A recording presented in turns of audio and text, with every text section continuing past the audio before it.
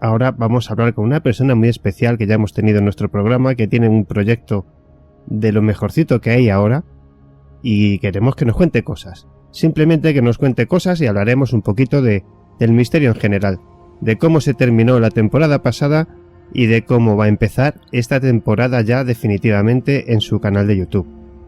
Bueno, vamos a dar las buenas noches a Fernando Silva Hildebrand, de la señal Ciencia y Misterios. Muy buenas noches, maestro.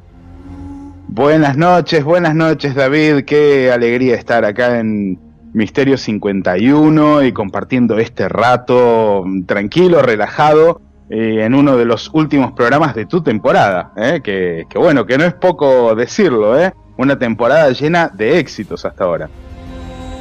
Larga, muy muy larga, y lo cierto es que hemos aprendido mucho de todos vosotros, de todos los invitados, de todos los niveles, desde canales de YouTube hasta escritores. Ha estado muy bien y se ha aprendido mucho, sobre todo hemos hecho muchos amigos, ya somos casi 1700 amigos en Facebook y creciendo. Lo importante yo creo que de esto es el poder no solamente aprender, sino conseguir que a la vez que aprendemos, bueno, igual alguien aprende algo más, hacemos amigos en todo el mundo y aprendemos todos un poco. Tal cual. Siempre hay que tener la mente seteada en ese camino, ¿no? El de aprender. Uno nunca termina, jamás termina de aprender, sobre todo en este medio en el que aparecen tantas cosas nuevas todo el tiempo, llámese tecnología, llámese información, llámese nuevas maneras de hacer lo que ya veníamos haciendo, y ni hablar cuando estamos hablando de misterios, que bueno, claro, ya la misma palabra lo define, ¿no? Es un poco meterse en el bullicioso mundo del conocimiento y tratar de comprender algo acerca de esta realidad a veces esquiva que nos rodea. Hablando un poco de realidades, recientemente te pudimos ver hablando con un buen amigo tuyo y bueno, yo creo que todos somos un poco amigos de él porque le tenemos mucha admiración. Estuviste entrevistando allí en Argentina a Javier Sierra. Sí, es... ¿Cómo fue? Es un buen amigo, es realmente una persona muy, muy especial, a quien admiro muchísimo, pero muchísimo. Soy escritor también, y lo que él ha logrado a través de sus libros, el narrar historias y que lleguen a tantas personas y que nos lleguen tan profundo, creo que es parte de lo que todo escritor quiere y espera, ¿no? en su carrera, y realmente es una inspiración. Pero bueno, más allá de eso, también es un amigo. Con Javier, la primera palabra que cruzamos fue por Twitter, allá por el año 2015, un poco antes, con el tema de esta momia de un niño de 2 años que había presentado Maussan en el evento Be Witness. Cierto. Y recuerdo que todavía yo todavía estaba colaborando con Milenio 3, cuando existía el fabuloso Milenio 3, y allí comenzamos a entablar una relación muy, muy bonita a través del mundo virtual. Y resulta que con este Premio Planeta 2017, con El Fuego Invisible, viene a presentarlo hace un par de meses, en abril, mediados de abril, aquí a Argentina, y le estaba por escribir un correo electrónico para decirle, bueno, ya que venís para Argentina, podríamos juntarnos, te hago una entrevista, y él ya me había enviado un mensaje privado por Twitter avisándome que venía y diciéndome, bueno, vamos a hacernos un rato para encontrarnos. Así que realmente lo analógico de encontrarnos mano a mano fue muy especial, pudimos hablar muchísimas cosas, la entrevista fue fabulosa, pero también el encontrarme, que se había hecho un espacio para que después de la entrevista nos fuésemos a almorzar, nos comimos unos ricos ravioles de verdura en un restaurante muy conocido de aquí de Capital, donde solía almorzar Borges. Y bueno, nada, disfrutamos un un rato muy lindo y de hecho, bueno, me invitó a formar parte de su programa de televisión que comienza su nueva temporada en octubre en el canal Movistar. Sí, sí, sí. Así que estaremos haciendo algo con él también, con historias de aquí de Latinoamérica y colaborando mano a mano con un gran amigo, algo que por supuesto siempre provoca mucha ilusión, ¿no? Fernando, ahora que te tengo aquí delante, que yo recuerdo esa entrevista porque me la vi, yo es que tengo un proceso estoy entre Jesús Callejo y si lo diré, que se me ha ido ahora, Javier Sierra, o sea, son mis dos preferidos por la manera de divulgar que tienen y con el cariño que lo hacen. En este caso, cuando tú hablas con Javier, él te dice algo de... Así en petit comité, que no saliera en la entrevista, de cuando él ya sabe que es Premio Planeta, ¿cómo se siente él? Para él fue muy especial, porque vos imaginate que toda la historia de Javier con la literatura viene desde su infancia, ¿no? Como creo que le sucede a todos los escritores. Todo gran escritor antes fue un gran lector. Y él me explicaba que para él recibir el Premio Planeta, más allá del premio en sí, fue algo súper especial porque, claro, él cuando era chico veía a los escritores premiados en diferentes certámenes y soñaba con alguna vez escribir algo que de alguna manera trascienda, ¿no? Y bueno, esto para él fue súper importante, es súper importante, tanto que en su pueblo natal lo han distinguido como persona destacada del pueblo y un montón de cosas muy lindas que han sucedido alrededor, ¿no? Y para mí no es una culminación, yo por lo menos es lo que entendí de esto, de lo que hablamos, no es una culminación de su carrera, sino que es algo que lo llena incluso de una energía más limpia y potente para seguir adelante y seguir contándonos historias. Pero bueno, también está esta parte que tiene que ver con estos temas que nos gustan y que nos apasionan, que son los misterios, y es que él en definitiva decide comenzar a escribir libros de ficción o de ficción histórica, porque, claro, había muchos eventos del misterio que no podía comprobar, que él no tenía las herramientas para decir, bueno, sí, esto es así, y encontró en la literatura una manera de expresar esas ideas y de narrar esos eventos de una manera quizás un poco más libre, ¿no? Que un ensayo periodístico que obliga a tener todos los datos, a hacer comparaciones, a revelar identidades, ¿no? De esta manera le ha resultado de alguna manera más sencillo y para todos nosotros, por supuesto, un placer y un desguste de calidad a través de los años que va a seguir y mucho tiempo. Bueno, pues vamos a dejar a Javier. Desde aquí le felicitamos otra vez, que pase un buen verano. Un abrazo enorme para Javier. Sí. Vamos a pasar para ver un poquito cómo terminó La Señal su temporada y cómo la va a empezar. Porque terminábamos, si no recuerdo mal, con alguna historia con Pumilla. ¿Cómo terminó aquello?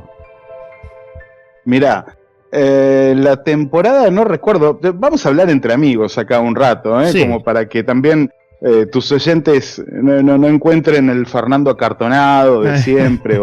Te digo la verdad, no me acuerdo cómo terminó la temporada. No soy una persona que esté muy enfocada en el pasado. No estoy muy enfocado en el pasado, sino que por general estoy enfocado en el presente y en lo que voy a hacer. Así que no recuerdo bien cuál fue el último programa, la última emisión, pero creo que fue desde La Pampa, desde la casa de Miguel Ángel Pumilla. Tengo la idea de que puede llegar a haber sido. Y hablando acerca de temas, por lo general con Miguel, cuando nos ponemos a hablar de algún tema, tiende a ramificarse en muchísimas cosas, porque Miguel es un libro abierto en cuanto a conocimientos, en cuanto a capacidad, en cuanto a historia de investigación. Lleva más de 40 años, mi edad, 40 años, investigando diferentes fenómenos y realmente creo que ha alcanzado un punto de trabajo y de seguridad en lo que hace que lo convierte en una de las personas en las que más confío en este ambiente, no porque uno pueda desconfiar en este ambiente de sus colegas, sino confío en su criterio, confío absolutamente en su criterio y en su manera de ver las cosas, y por lo general cuando se me queman los papeles recurro a, a Miguel, o recurro a Juan Acevedo, mi otro gran amigo, Juan Acevedo, sí, Peinado, muy grande. Para ver qué es lo que está sucediendo, y es como que de alguna manera son mis padres adoptivos en todo esto, ¿no? Yo realmente los admiro muchísimo y los respeto muchísimo, y creo que también el regreso de esta nueva temporada, la que comienza ahora, la que comenzó la semana pasada, por supuesto que se debe a ellos, y se debe a la paciencia, al apoyo, a la dedicación que ellos tienen con todo esto, pero por sobre todo al apoyo incondicional hacia mi persona y a la amistad, ¿no?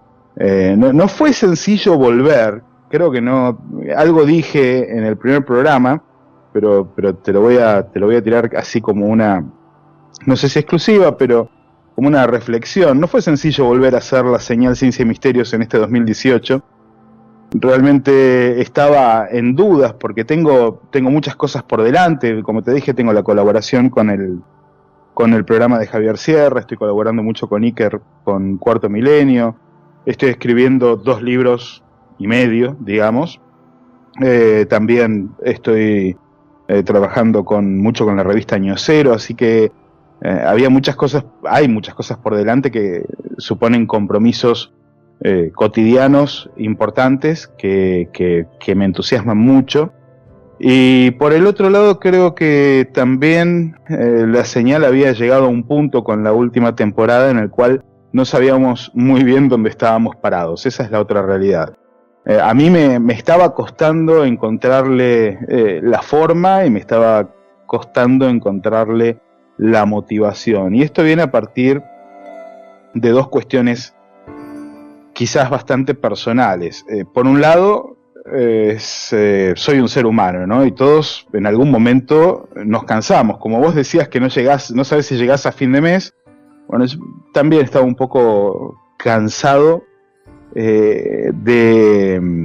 ¿cómo explicarlo? Estaba un poco cansado de lo cotidiano de hacer el programa, y me molesta cuando algo empieza a significar una carga, ¿no? Yo amo lo que hago, adoro lo que hago, y soy consciente de que cuando algo empieza a significar una carga, la onda que uno le pone decae, y eso se nota en todo aspecto y en todo sentido. Y como esto es algo que uno lo hace por amor, no porque se vaya a hacer millonario con lo que está haciendo, es también una cuestión de saber sopesar y saber cuándo parar y cuándo no.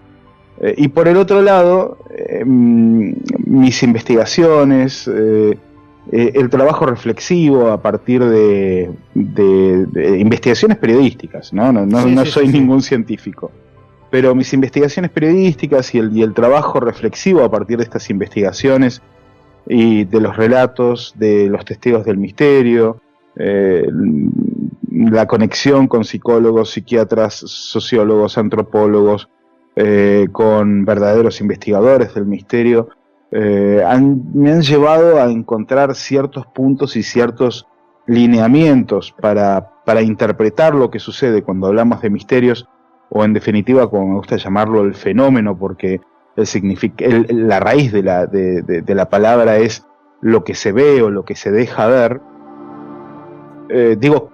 Llegué a un punto en el cual si me ponía a hablar de otra cosa que no fuera esto que estoy encontrando, también sentía que le estaba faltando el respeto al que me estaba viendo o al que me estaba escuchando. Entonces se generó ahí una dicotomía bastante difícil de sopesar, bastante difícil de encontrarle el punto. Por eso me puse a escribir, porque me puse a escribir sobre estas ideas, sobre estas semiconclusiones que llevan a hipótesis, y ya con la cabeza un poco más ordenada. Yo siempre digo que el acto de escribir me ayuda muchísimo a ordenar la azotea, o sea, la cabeza. Sí, mira, ahora que dices ordenar, la gente muchas veces, la verdad es que yo me he encontrado, el 99% son agradecimientos. Esté bien hecho o mal hecho, nunca te lo van a decir. La verdad es que la gente es encantadora, pero sí, llega un momento en el que la presión de querer hacerlo bien, de que la gente entienda lo que se le quiere contar, y sobre todo de darle calidad, porque vuestro programa tiene mucha calidad, mucha preparación, mucho trabajo, se come tantas horas al día, de lunes a lunes, que claro, el estrés muchas veces es importante. Y hay que saberse dónde se mueve uno si no se quiere perder. No, por supuesto, por supuesto. Imagínate que además de esto, además de la señal Ciencia y Misterios, yo trabajo como cualquier ser humano, claro, 8 horas y media por día en una oficina. Está bien, dedicado a mi área, que es el periodismo, pero bueno, yo tengo un trabajo de lunes a viernes, estoy 8 horas y media en una oficina y hago malabares con el tiempo para llegar con todo. Entonces, no es tan sencillo como parece, pero es muy gratificante. El tema es que entre todo esto, en los últimos meses pude encontrar el punto en el cual algo hizo clic y empecé a encontrar los significados y los alicientes para seguir adelante con la señal y para volver con una nueva temporada.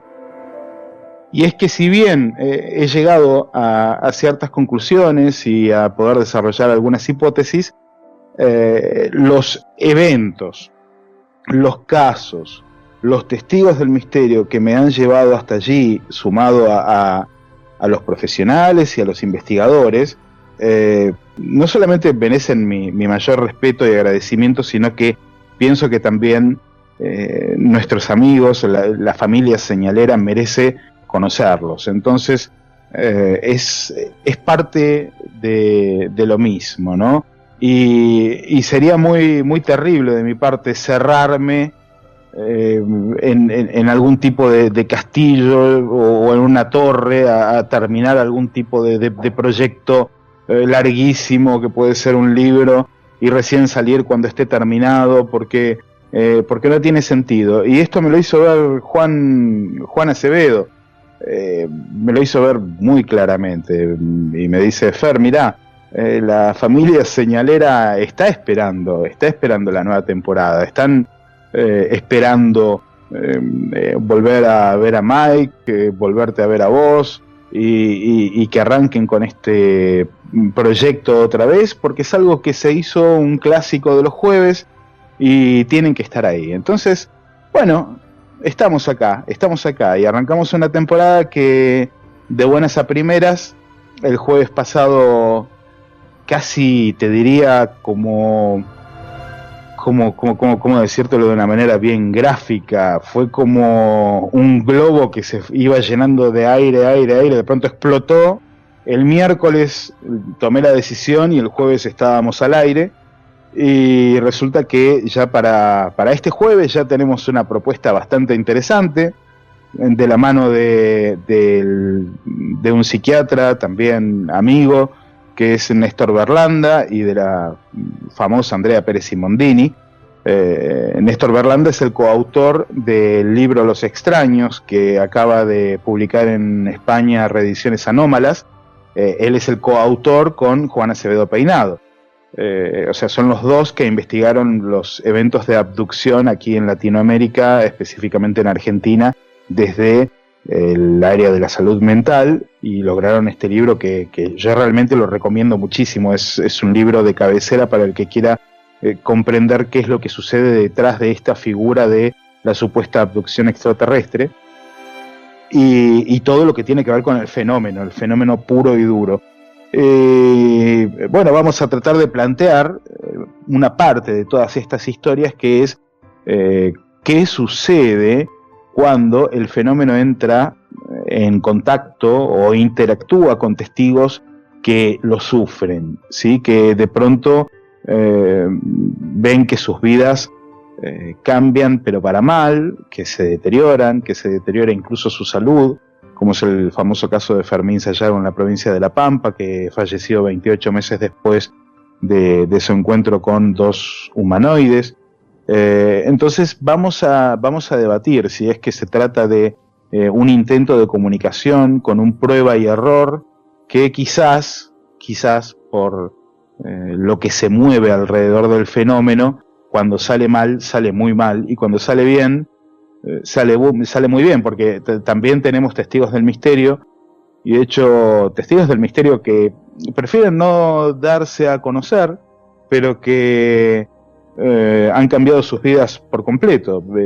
Hombres empresarios, mujeres empresarias, que han tenido una experiencia que los ha llevado de ser una persona única y exclusivamente enfocada en lo material a convertirse en un filántropo, en intentar ayudar a todo el que tiene alrededor, en buscar maneras lógicas y sustentables de cuidar el planeta. Ese es el lado positivo del fenómeno.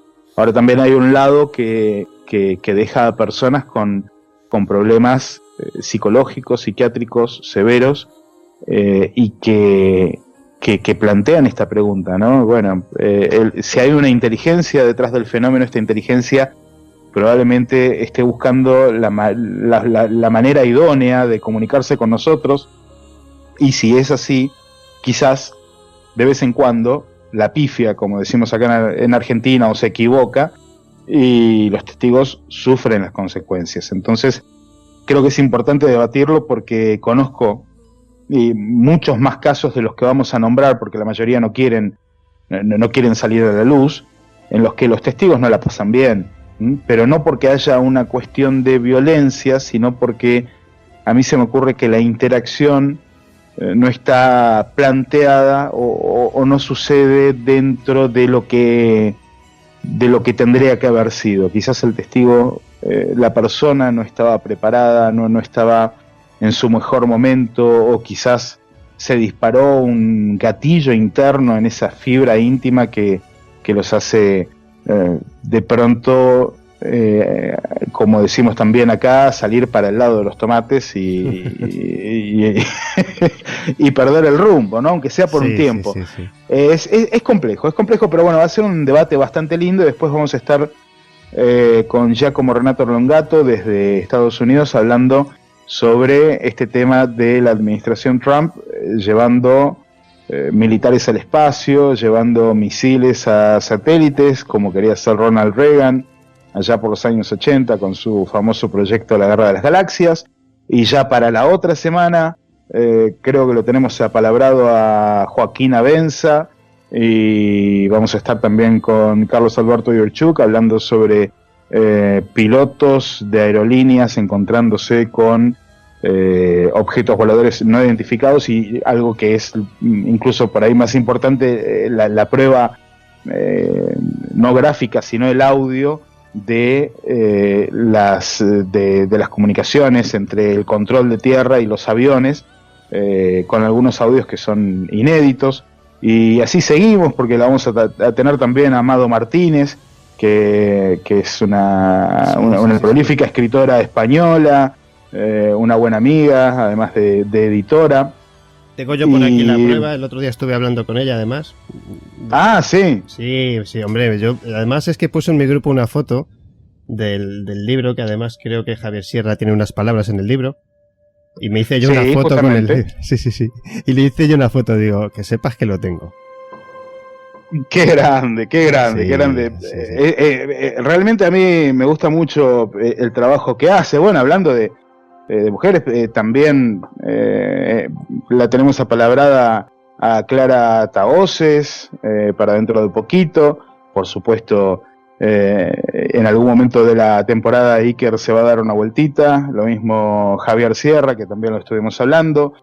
Y por el lado aquí en Argentina, bueno, con Juan Acevedo Peinado vamos a estar hablando mucho acerca de, en breve, del Xincal de Quinmivil, que es un lugar sagrado en Catamarca, en la provincia argentina de Catamarca. Es un lugar sagrado para los nativos americanos, un lugar que tiene connotaciones muy particulares y donde se ha recuperado en los últimos 14 años la ceremonia del Sol Nuevo, que sería algo así como la Saturnalia sudamericana, algo que es hermosísimo, pero que corre riesgo hoy por hoy otra vez la presencia de los nativos originarios de América en ese lugar por cuestiones políticas. Y vamos a hablar un poco de todo, ¿no? Del misterio alrededor de las ceremonias, de lo que pasa en las ceremonias, que es súper interesante, de lo que significa para los nativos americanos el nacimiento del Sol Nuevo después de la noche más larga, pero también lo que significa para nuestros nativos americanos, porque, a ver, soy periodista, ¿no? Y esto forma parte también del misterio, el misterio de la estupidez humana.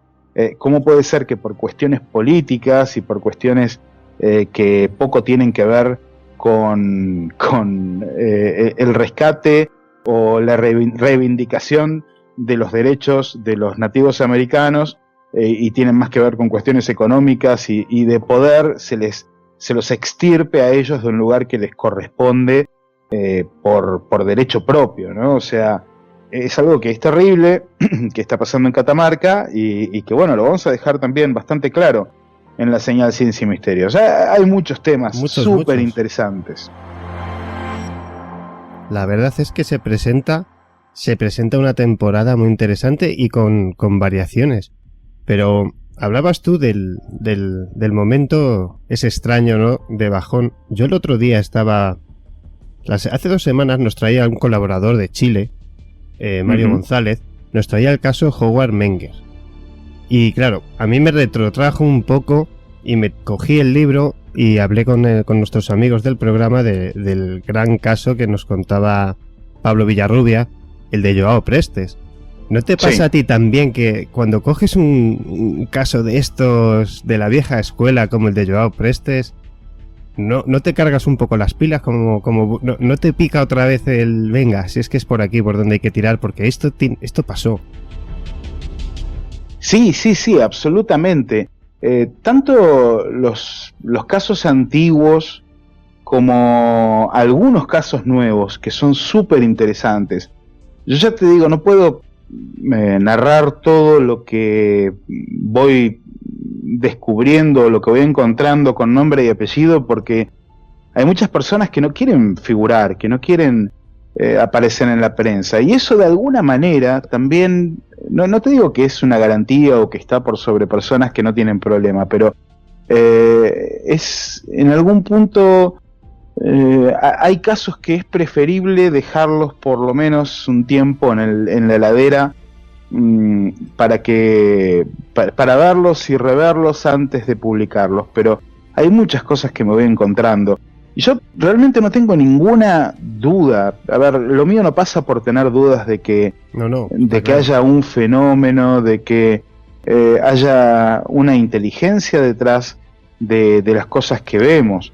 A ver, está bueno tener dudas, pero las dudas pasan por otro lado, ¿no? Las dudas pasan por esta cuestión de siempre decirle extraterrestre, siempre decirle que es un fantasma, siempre decirle que es una entidad, un espíritu, esto, ¿no? Por ahí pasan mis dudas, ¿no? O sea, mis dudas pasan por plantearlo como algo externo, cuando me parece que la humanidad es parte del fenómeno. Hombre, por supuesto, yo creo que sí. Mira, te voy a hacer una pausa ahí. Y justamente hemos hablado recientemente con Miguel Ángel Pertierra y Antonio Pastor. Hemos hablado de esa unión entre la parapsicología más pura como tal y la ciencia más ortodoxa, ¿no? Que no se encuentran pero van juntas en paralelo. ¿Por qué digo esto? Porque los casos de ECM son tan contrastados ya por la propia medicina que hasta ellos mismos no los pueden negar. De hecho, hay muchos... hay un radiólogo amigo de de Miguel, que lo dice en un vídeo, y él te dice, no, es que si yo os contara lo que me han contado amigos a mí en un despacho, no lo podíais creer. Entonces, ¿cómo podemos negar que las cosas están ahí?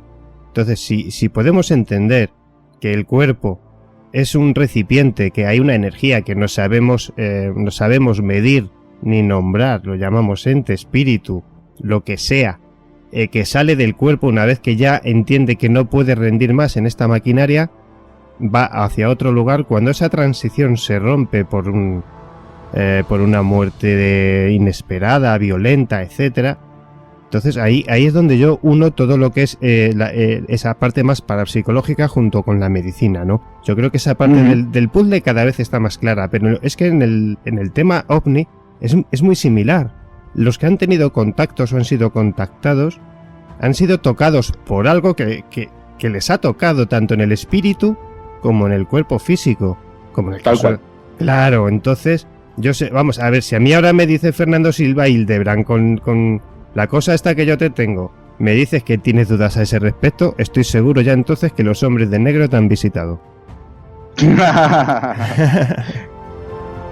Mira, vos sabés que hay algunas historias extrañas, no conmigo, pero en mi familia, con tipos raros que se han aparecido en mi casa cuando era pequeño.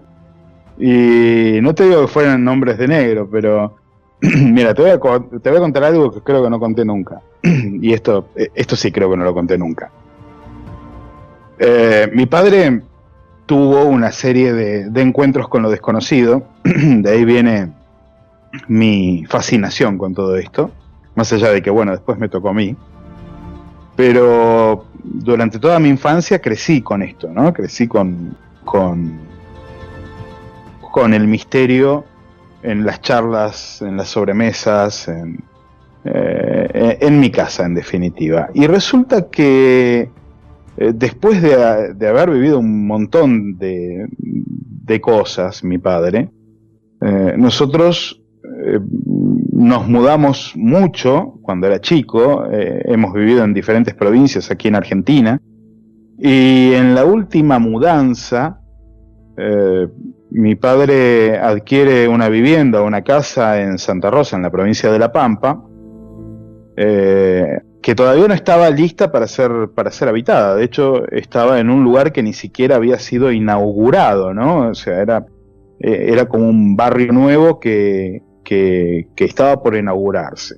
Y nosotros estábamos alquilando una casa que la alquilamos durante un tiempo, se vencía el contrato, y para no renovar el contrato por un mes y medio, que era el tiempo que faltaba para la inauguración oficial del lugar, como mi padre era amigo del jefe del proyecto, le dice, bueno, mirá, yo me voy a vivir ahí, me llevo a la familia y nada, me voy ahora, y listo, ya está. Y resulta que para el momento en el que llegamos a esta casa nueva, la casa no, claro, la dirección no existía, ¿sí? O sea, no éramos técnicamente hallables. De hecho, estamos hablando... No tenía hablando... calle, ni número, ni nada. No había calle, número, no había teléfono. Estamos hablando del año 87, o sea que tampoco te podían detectar por GPS. No había manera de que te encuentren. O sea, si uno no decía, bueno, mira, estamos viviendo en ese lugar, y dibujaba un plano, no había manera de llegar a la casa. Y resulta que una tarde, una tardecita de invierno, esas tardes gélidas de La Pampa, oscuras, golpea la puerta un hombre de sombrero, de traje negro, camisa blanca, corbata y portafolios. Y golpea la puerta preguntando por mi padre.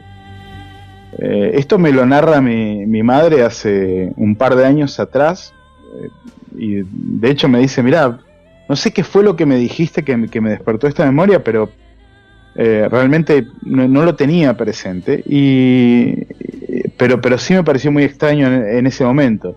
Mi padre, bueno, ya falleció hace muchos años, pero lo que me narraba mi madre es que golpea la puerta este hombre y dice, sí, ¿qué tal? Necesitaría hablar con Jaime Silva, que era mi padre.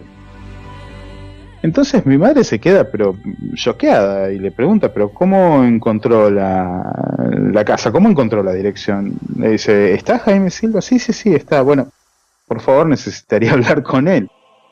Y lo hace pasar, le ofrecen una taza de té, se sienta en el living comedor con mi padre y este hombre lo empieza a interrogar acerca de todas las experiencias que había tenido. Como si supiera toda la historia de todo lo que había vivido mi padre. Fue algo bastante extraño. De hecho, hay un detalle que tiene que ver con estos llamados hombres de negro, que es que por lo general los testigos no recuerdan muy bien los rasgos del rostro, y es algo que se repite en esta historia. Yo realmente no sé qué pensar, obviamente mi madre tampoco, pero que fue extraño, fue muy extraño, fue muy extraño, fue muy, muy, muy extraño. No había manera de encontrarnos, y este hombre de pronto se aparece tocando la puerta en medio de una tarde-noche que con un frío que calaba los huesos, con un traje de verano, porque además ese era otro detalle extraño, sin un auto cercano donde subirse y retirarse, o con el cual hubiera llegado, y de pronto empieza a preguntar por mi padre, y a mi padre le pregunta sobre estos temas, ¿no? Algo que por supuesto te deja pensando. Yo no sé si decirles hombres de negro, no sé si... Nada, realmente es algo que escapa absolutamente a cualquier análisis lógico. Lo he pensado de arriba para abajo, de atrás para adelante, y no tiene una respuesta lógica. No lo amenazaron, no le dijo nada extraño, únicamente se dedicó a cuestionarlo, prácticamente como si fuera un interrogatorio, y a preguntarle todo acerca de todas las cosas que él había vivido desde su adolescencia. Y una vez que terminó con esto, estuvieron 4 horas aproximadamente, no quiso comer nada, únicamente tomó un vaso de agua, y este hombre cerró su maletín, había tomado notas, se despidió y nunca más lo vieron. Algo totalmente fuera de lugar, pero bueno. Es al más puro estilo Fringe. Sí, algo extrañísimo. Bueno, yo creo que es muy extraño. La propia amenaza que puede sentir uno en sí es que ya que aunque no te amenacen, ya se hacen presentes. Ya saben que Sí. Yo realmente no sé si sentir... a ver, nunca me he sentido... Mira, este es un punto que también, ¿no? En esta charla medio de amigos, nunca me sentí amenazado por el misterio. He vivido cosas que realmente en algún momento las voy a narrar y las voy a contar, pero jamás, ni siquiera en los eventos más truculentos o en los que uno podría asustarse, lo he interpretado como algo negativo o como algo que me podía hacer mal. Creo que va en cada uno, ¿no? Me parece que si realmente existe existe este fenómeno, el fenómeno, como quieras llamarlo, pero sobre todo existe una inteligencia que está detrás. Y esto es algo que hablábamos con Jacques Vallée. Esta inteligencia, no sé si es que toma formas, no sé si es que nosotros la interpretamos de tal o cual manera dependiendo del estado anímico o el estado emocional, pero es al mismo tiempo parte de nosotros. Y en eso estoy muy de acuerdo con la última etapa de las investigaciones de John Mack, ¿sí? Y recalco, la última etapa de las investigaciones de John Mack. De hecho, cuando hablábamos con Vallée, él en un momento me dice, pero Fernando, estás en el mismo punto en el que estaba John Mack cuando falleció en ese accidente en Londres. Que fue algo que me emocionó muchísimo, ¿no? Porque tanto Mack como Vallée como Hynek son un poco mis ídolos dentro de este tema, como los abuelos, ¿no? Y que Vallée te diga eso es algo muy fuerte. Pero nunca jamás me he sentido amenazado.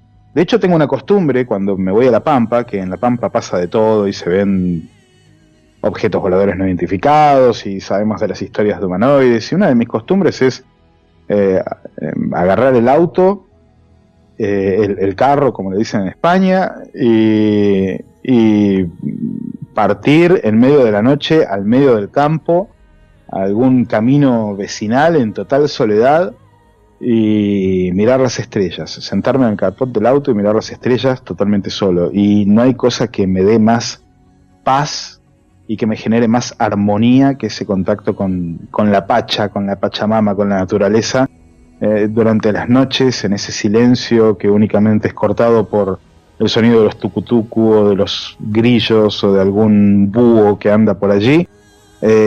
Y hasta he visto algunas luces muy extrañas en el cielo, pero nunca sentí miedo. Respeto es otra cosa, pero miedo no, realmente no creo que haya algo decididamente malo detrás de todo esto. Creo que somos nosotros, con nuestra mirada quizás un poco limitada a veces, los que le damos el mote de, bueno, esto es bueno, esto es malo. Parece que nada es tan bueno, nada es tan malo, y me parece que son conceptos muy humanos. El fenómeno no creo que esté pensando con esas limitaciones marcadas en la frente.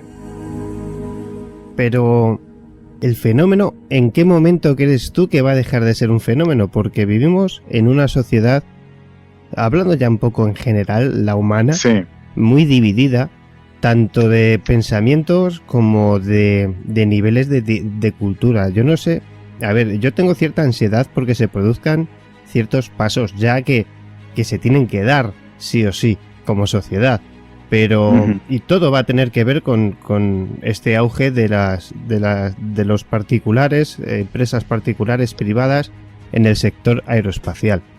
¿Realmente estamos preparados para dar un paso tan importante sin que cierta parte de la humanidad, lo voy a decir directamente, creo que cierta parte de la humanidad perecería?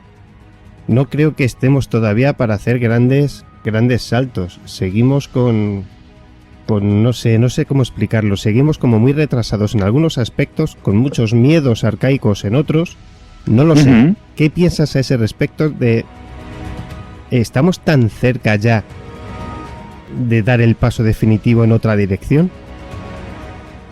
¿A qué paso te referís? Vamos por ese punto, porque no entendí bien cuál es el paso al que te referís. La religión cristiana, sobre todo por Europa y por Occidente, no está. Ni está ni se le espera, como alguna selección en el Mundial. Entonces, en cuanto a ideologías, vamos mal. La presencia o estos últimos revelaciones, Donald Trump, no lo sé. Se ha dado a entender que estábamos cerca de una determinada información. Luego estamos viendo que ciertos países están atacando al dólar de una manera brutal. Las monedas estas ficticias o de internet o como se quieran llamar se están empezando a hacer fuertes en algunos sectores. Sí. Hay algo aquí que está cambiando y no sé si el usuario de a pie de calle está preparado para tal cambio. Mira, hay algo que viene sucediendo. Yo la verdad no lo veo extraño, David, y te digo por qué. Esto es algo que viene sucediendo desde el inicio de la era industrial. Quizás el error que cometemos todos como seres humanos es medir los cambios de nuestra civilización en nuestro lapso de vida, ¿sí? Intentar pensar que somos lo suficientemente importantes dentro de miles de años, decenas de miles de años de desarrollo de la civilización, como para que todo se centralice en estos 80, 90, 100 años que vamos a estar teniendo esta experiencia en particular. Los cambios son mucho más largos, ¿no? Son procesos. Son procesos, y si uno deja de ver el tiempo como segundos que se suceden en un reloj y empieza a verlo como procesos, queda bastante claro que los procesos se van dando en la medida en la que se tienen que dar. Las ideologías, yo no sé si es que nos falta nos faltan ideologías. Me parece que, como siempre, hay ideologías que comienzan a perder preponderancia, que comienzan a perder sustento, y automáticamente comienzan a aparecer nuevos caminos ideológicos que reemplazan a lo que ya está un poco obsoleto. Lo mismo pasa con la tecnología, lo mismo pasa con la economía, lo mismo pasa con los órdenes mundiales. Es algo que es inherente a nuestra sociedad. Lo que pasa es que el fenómeno, y acá yo voy a hacer como un resumen muy acotado de algo que estoy desarrollando justamente en uno de mis libros, y que es lo siguiente. ¿Qué pasa si de pronto supiéramos todos que existe una inteligencia, no te digo superior, sino diferente, que convive con nosotros en el planeta? Si tuviéramos las pruebas fehacientes de que esto es así, de que esta inteligencia nos acompaña desde siempre o que incluso estuvo antes, ¿qué pasaría si de pronto todos fuéramos conscientes de que tenemos la capacidad de, en algún punto, yo no te digo sanar nuestros cuerpos por determinación mental, pero sí prevenir enfermedades a partir de encontrar cierto tipo de vibración interna, vamos a llamarlo así, ¿no? A ver, creo que todos hemos escuchado esto de que cualquier persona que atraviesa una depresión es mucho más propensa a contraer una grave enfermedad que una persona que no. Y no estoy estigmatizando con esto a las personas que están deprimidas. A ver, yo he pasado por varias depresiones en mi vida y sé de lo que hablo cuando te digo que tu salud se deteriora, ¿sí? Sí, Tu sí, salud sí. en general se deteriora. Entonces, reponerte te muestra cómo estuviste antes. Y claro, quizás no todos aprendemos de esto, pero sí lo que veo es que hay como un eterno juego, y acá sí me voy a poner simplista y lineal para que se entienda, del bien y el mal, ¿no? Recién hablaba acerca del bien y del mal y que no todo es tan bueno y no todo es tan malo, pero bueno, vamos a ponerlo en blanco y negro, vamos a ponerlo así, ¿no? O en rojo y azul, como eran los equipos de la primaria para jugar al fútbol, el rojo y el azul. Vamos a ponerlo así. En el equipo rojo tenemos a las grandes multinacionales, las farmacéuticas, los gobiernos más poderosos del planeta, y en el grupo azul tenemos, perdón por la ambulancia que acaba de pasar por aquí cerquita, y en el grupo azul tenemos al grueso de la ciudadanía planetaria, que somos vos y yo, ¿sí? O sea, personas que por más que querramos no cortamos ni pinchamos en nada de esto. El grupo rojo, el equipo rojo, se encarga de mantener su poder desde siempre. Y esto comienza desde el inicio de la civilización, pero se ve mucho más acentuado con la aparición de la era industrial. La aparición de la era industrial significa las grandes migraciones de masas, de seres humanos, del campo, donde uno vivía una vida más tranquila, donde los días parecían más largos, donde se estaba en contacto con la naturaleza, donde se vivía de lo que se producía, a las grandes urbes, que comienzan a ser grandes urbes porque se necesita mano de obra para las fábricas, para los sistemas que luego comienzan a ser automatizados más recientemente en el tiempo. Esto genera otro descalabro. Claro, antes había más fábricas, o las fábricas necesitaban de mayor mano de obra, ahora es menor, entonces tenemos que reacomodarnos. Quizás la nueva etapa de la mano de obra es un poco más mental, dedicada a lo digital, al mundo digital, y a través del mundo digital uno por ahí hoy por hoy tiene mejores chances de ganarse la vida. Todo va cambiando, en definitiva, bajo los designios de este grupo rojo, ¿no? Este grupo rojo que de alguna manera también, en realidad de muchas maneras, y esto te lo digo como periodista, por supuesto que filtra, maneja y controla la información. Por supuesto que maneja, controla y filtra la información. Entonces, sucede algo que es bastante particular, que es bastante terrible en algún punto, y es que el grupo rojo sobre el grupo azul siempre tiene un pie encima.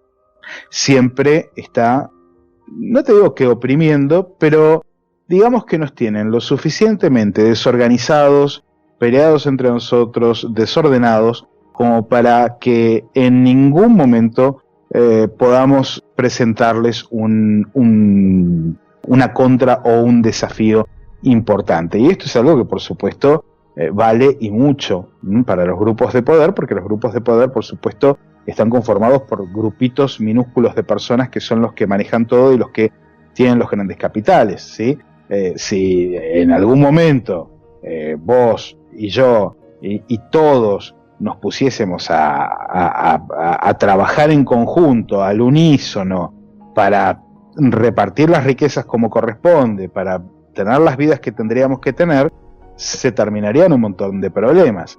Pero ¿qué pasa? Esto no se logra de un día para el otro ni de una generación para la otra, porque significa un cambio de conciencia, pero no te estoy hablando de algo New Age o hiperelevado, estoy hablando de tomar conciencia de uno mismo y de lo que uno vale, ¿sí? De que uno vale más que un par de zapatos, que una camisa, que un corte de pelo, que uno vale más que el modelo del carro que tiene estacionado en la puerta, que uno vale más que su casa, que uno vale mucho más que cualquier estupidez ficticia que nos puedan llegar a vender como lo que tenemos que tener para pertenecer. Y acá llegamos a un punto que es fundamental dentro de todo esto. Nosotros los seres humanos nos movemos básicamente por una cuestión, que es el miedo al dolor, ¿sí? o el evitar el dolor, vamos a ponerlo así, es evitar el dolor. ¿Y cómo evitamos el dolor? Con dos tácticas fundamentales. Primero que nada es pertenecer, ¿sí? Pertenecer a un grupo nos garantiza sentirnos contenidos dentro de algo. Y por el otro lado, funciona un sistema que bueno, lo tenemos desde siempre y que ha sido muy útil, y es muy útil cuando no te bloquea, que es el miedo.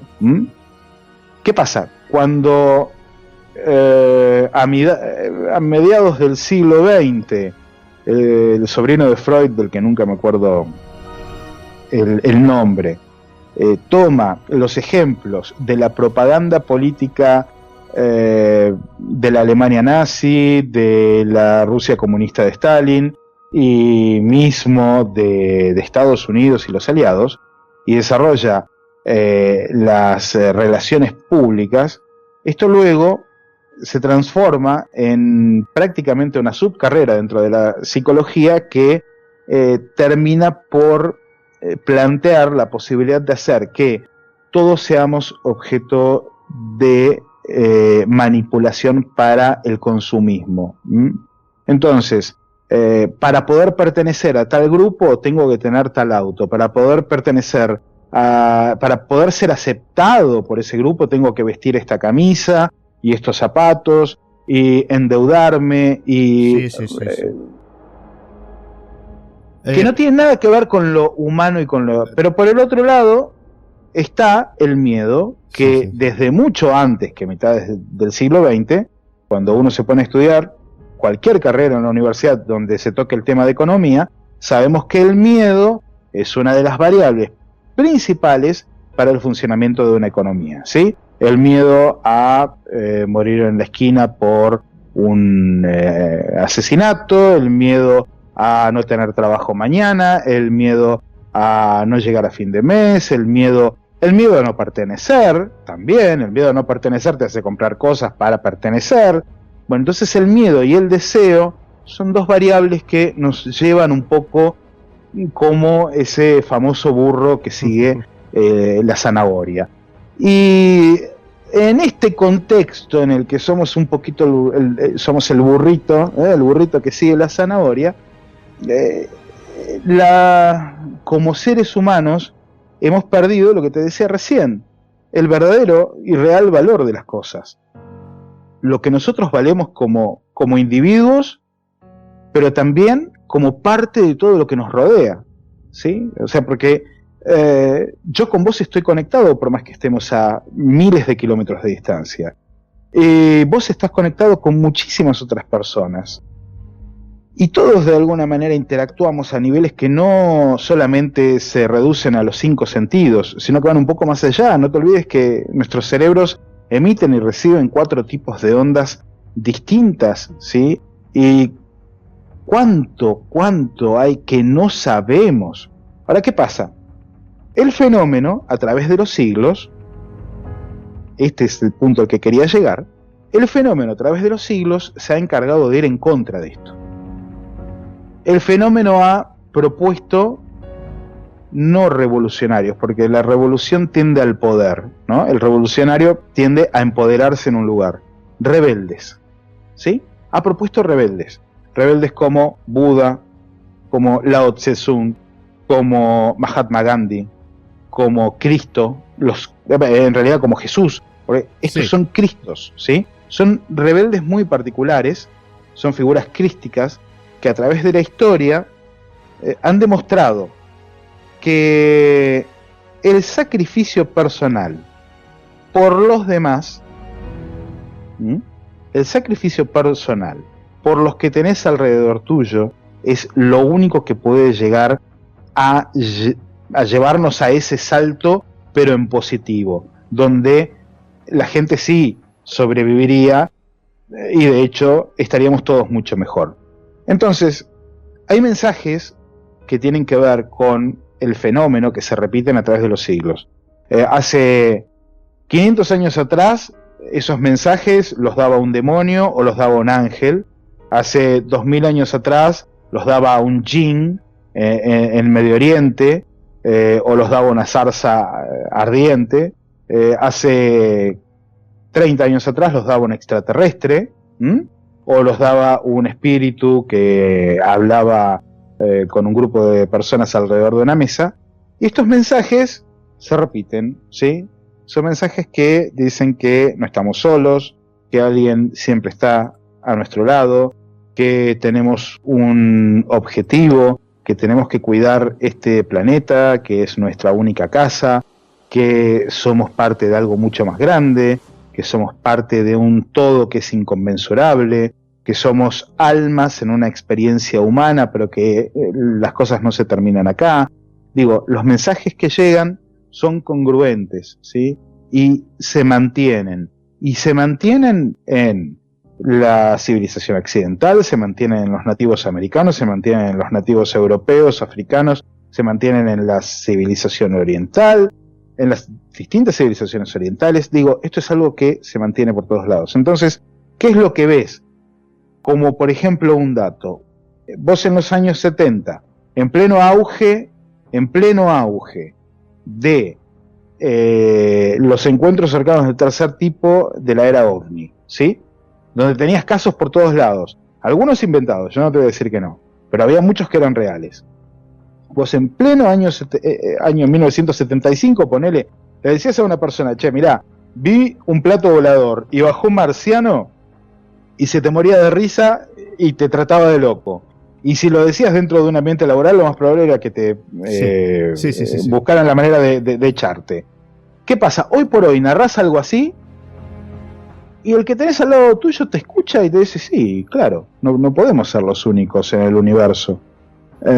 Si vos narrás una historia donde viste una entidad extraña, sabés que no estabas durmiendo porque estabas de hecho cocinando, y esta entidad te dijo, mirá, va a pasar tal cosa, y después pasa, y vos lo contás, existe una gran posibilidad de que las personas alrededor tuyo no se rían y lo acepten como una realidad.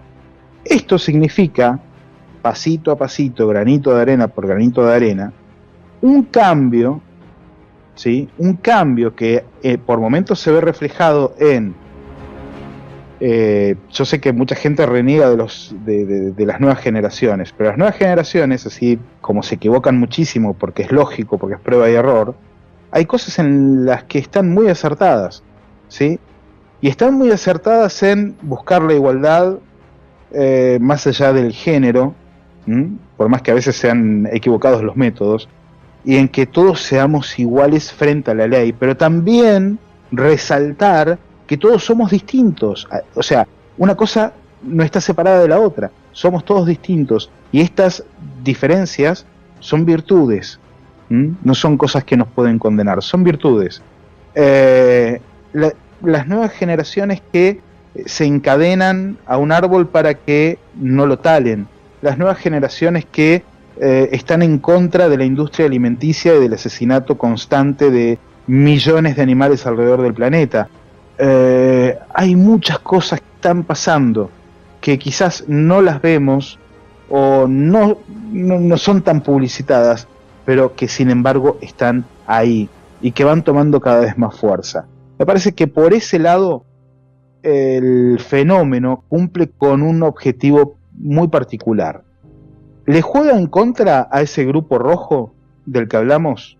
¿Sí? No sé si en contra, pero hace de equilibrio, ¿sí? Mientras este grupo rojo está interesado en que nosotros tengamos los ojos vendados y únicamente vayamos a trabajar todos los días para enriquecer a alguien más, para tener un hijo, para plantar un árbol y para, no sé cómo se supone que tenga que ser la vida de esa forma, mientras la opresión viene por ese lado y nos tienen distraídos constantemente desde los medios de comunicación y desde el miedo y desde los deseos, el fenómeno, por el otro lado, rasga la realidad que de alguna manera nos imponen, la rompe para mostrarnos que hay algo más. Y me parece que ahí está un poco el meollo de esta confrontación que bueno, un poco la estoy narrando en este libro que estoy escribiendo. Espero no haber aburrido mucho, David. No, lo que pasa que, bueno, está claro, es que es muy difícil y muy complejo de explicar cómo aunar tantos casos, tanto conocimiento en una pregunta tan difícil, ¿no? Que es, como sociedad, ¿hacia dónde vamos a llegar? Hablabas antes de Edward Bernays, ¿verdad? El sobrino de Freud. Justamente. Claro, que fue en la Segunda Guerra Mundial, no después de la Segunda Guerra Mundial, cuando empiezan a... Bueno, es que es en aquella época en la que se junta una gran masa social en una dirección, bueno, equivocada, pero el caso es que hubo unión por necesidad, por convencimiento y por energía pura.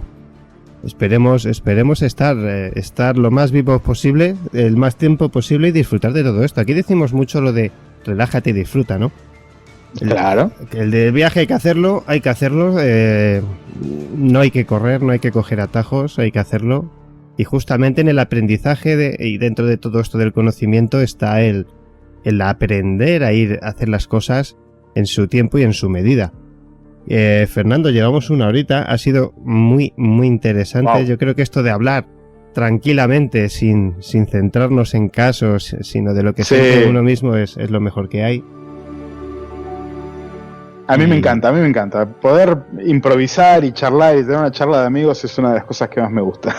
Sí, porque es lo que decíamos antes, ¿no? Los casos están ahí, ¿no? Pero cuando ya tienes cierta acumulación, hay que soltar lo que uno lleva dentro, lo que uno piensa y lo que uno espera. Y yo solo espero que los cambios que tengamos que vivir, pues no se lleven a tanta gente por delante. Lo que pasa es que también, como tú muy bien has dicho, tenemos que asimilar esto también como que forme parte del cambio, ¿no? Que la gente perezca, otros vivirán, otros no. Bueno, claro. Forma parte de todo esto, ¿no? De la vida, ¿no? Pero es que es difícil, no lo sé, los que amamos la vida, a mí me cuesta entender ciertas cosas, ¿no? Por eso me hago este tipo de preguntas. Fernando, muchísimas gracias. Para terminar, pues... No, gracias a vos. No, por Dios, es un placer. Háblanos de un poquito, nada, un minuto, lo que nos comentabas al principio del programa de este próximo jueves. Este jueves tenemos a Andrea Pérez Simondini y a Néstor Berlanda hablando acerca, bueno, justamente de uno de estos puntos de lo que acabo de narrarte recién, ¿no? Cuando el fenómeno se comunica o establece un contacto de algún tipo y los testigos no la pasan bien, ¿sí? Casos de testigos que han fallecido, casos de testigos que quedan con secuelas psiquiátricas, casos de testigos que ven sus vidas cambiadas para mal, que no son muchos, hay que decir la verdad, son los menos, pero que están ahí, así que vamos a tratar de analizarlos con Néstor Berlanda, psiquiatra, autor del libro Los Extraños, junto con Juan Acevedo Peinado, y con Andrea Pérez Simondini, una gran investigadora del tema OVNI aquí en Argentina y creo en Sudamérica hiper reconocida, y por supuesto con el equipo, Miguel Ángel Pumilla, con Mario Martín. Vamos a estar tratando de establecer este debate en la primera hora, y en la segunda hora lo recibimos a Giacomo Renato Longato, otro gran amigo e investigador desde California, Estados Unidos, que nos va a hablar acerca de la militarización del espacio. Importante. Que no tiene que ver con repeler extraterrestres, sino con temas más oscuros de este grupo, del equipo colorado, ¿no? Del equipo rojo del que te hablabas un rato. Sí. Uy, no voy a entrar ahí, que he estado a punto de cometer el error de entrar ahí, porque no nos vamos en toda la noche. Claro, es que es demasiado reciente lo que he escuchado y me genera, esa comercialización del espacio me genera una cosa muy extraña, pero bueno. No, pero la comercialización no sería nada, el tema es, el ejército espacial estadounidense. Esto es terrible. La Fuerza Espacial Norteamericana, satélites cargados de misiles orbitando la Tierra. Esto es complejo porque además no solamente lo está desarrollando Estados Unidos, también está en esto China, Rusia, todas las grandes potencias lo están desarrollando. O sea que es un tema complejo, pero muy, muy interesante. Un día de estos tenemos de verdad poder hablar sobre, porque son países que se enfrentan en la Tierra y se unen en el espacio. Eso es muy interesante.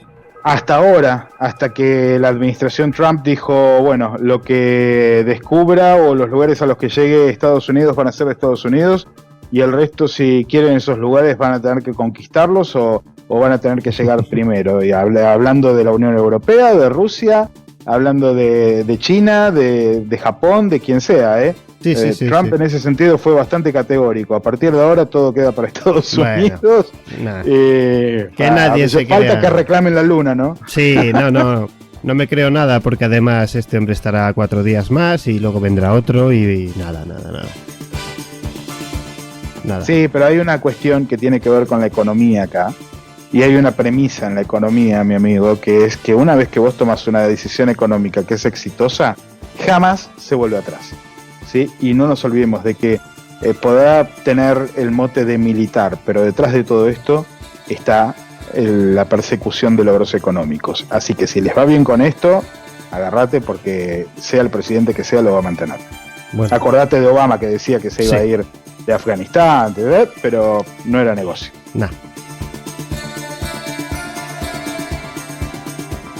Fernando Silva Hildebrand, La Señal, Ciencia y Misterios desde Argentina. Bueno, muchísimas gracias, maestro.